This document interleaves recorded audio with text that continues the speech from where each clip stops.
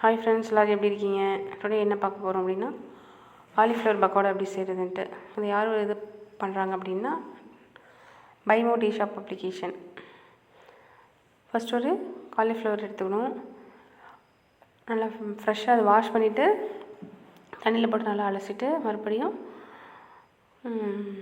குட்டி குட்டியாக கட் பண்ணிவிட்டு அதை வந்து லைட்டாக சுடு தண்ணி காய வச்சு கொஞ்சம் வெது வெதுன்றக்குள்ள லைட்டாக நம்ம ஹீட் பொறுக்கிற அளவுக்கு சூடு அதை வந்து நம்ம கட் பண்ணத்தை போட்டுட்டு அது கூட கொஞ்சம் சால்ட்டு ப்ளஸ் டர்மரிக் பவுடரு, மஞ்சள் தூள் ரெண்டையும் போட்டுட்டு நல்லா கொஞ்சம் நேரம் ஒரு ஒரு கிண்டிட்டுட்டு அப்படியே மூடி வச்சிட வேண்டியதுதான். ஒரு 5 மினிட்ஸ் மூடி வச்சா போதும். ஏன் அதில் மூடி வைக்கிறோம் அப்படின்னா, அதில் ஏதாவது இன்செக்ட்ஸ் இருக்கும்ல, அதெல்லாம் டெத் ஆகிரும்.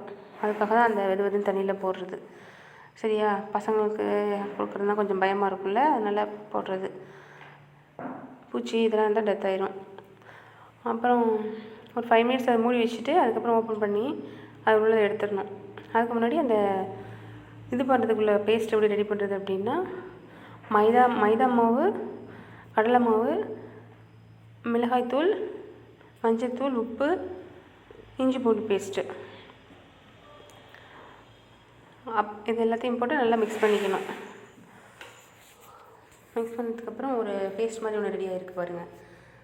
அதில் வந்து நம்ம இதில் பாயில் பண்ணி வச்சுருக்கோம், லைட்டாக வந்து தண்ணியில் போட்டு வச்சுருக்கோம் காலிஃப்ளவர். அதையும் எடுத்து இந்த மிக்ஸ் பண்ண அந்த இது இருக்குல்ல அதில் போட்டு வச்சுக்கணும். போட்டுட்டு ஒரு 1/2 hour ஆனாலும் கூட வச்சுக்கலாம். ஏன்னா அப்போ தான் நல்லா அதோட இதெல்லாம் ஜூஸ் எல்லாம் எடுத்து வச்சுக்கோம். அந்த ஃப்ளவர் நல்லா ரெடி பண்ணி வச்சுருக்கோம்ல அந்த மாவு, அது நல்லா அப்சர்வ் பண்ணி வச்சுருக்கோம். நல்லா டேஸ்டியாக இருக்கும். இல்லை நம்ம அர்ஜென்ட்டாக போடணுன்னாலும் போட்டு வச்சுக்கலாம். உடனே போட்டு கூட எடுத்து சாப்பிட்டுக்கலாம். கொஞ்சம் நேரம் வச்சுருந்தா டேஸ்ட்டாக இருக்கும். இல்லை அர்ஜென்ட்டாக வேணும் அப்படின்னாலும் உடனே போட்டு எடுத்துக்கலாம். ஒரு பேனில் ஆயிலை ஹீட் பண்ணிவிட்டு அதில் நம்ம இந்த காலிஃப்ளவர் இருக்குல்ல, அதை நம்மளுக்கு தேவையான அளவு கொஞ்சம் கொஞ்சமாக போட்டு நல்லா மொறுன்னு திருப்பி போட்டு நல்லா வேக வச்சுட்டு நல்லா சாஃப்டாக கிறிஸ்பியாக வரும். அது வரைக்கும் நம்ம கிண்டி விட்டுகிட்டே இருக்கணும். கிண்டி விட்டு அப்புறம் எடுத்துகிட்டு ஒரு பவுல் ட்ரான்ஸ்ஃபர் பண்ணி வச்சுட்டு நல்லா சொல்ல சாப்பிடலாம். அதுக்கு சைடிஷாக நம்ம சட்னி, தேங்காய் சட்னி, அது மாதிரி எதை வேணாலும் வச்சுக்கலாம். இந்த பாருங்கள், இந்த பிக்சரில் தெரியுது பாருங்கள், நல்லா அழகாக இருக்குல்ல, பார்க்கையிலே சாப்பிடணும் போல் இருக்குது. ஈவினிங் ஸ்நாக்ஸ் டைமில் கூட சாப்பிட்டுக்கலாம். பிரியாணி, அந்த ரசம் அந்த மாதிரி இதுக்கு சைடிஷாக கூட வச்சுக்கலாம். பசங்களுக்கு ஸ்கூலுக்கு கொடுத்து போட்டால் கொஞ்சம் லைக் பண்ணி சாப்பிடுவாங்க. நம்மளும் திடீர்னு அர்ஜென்ட்டில் யாராச்சும் கெஸ்ட் வந்தால் கூட இது மாதிரி செஞ்சுக்கலாம். ஓகே ஃப்ரெண்ட்ஸ், தேங்க்யூ ஃபார் வாட்சிங் மை சேனல்.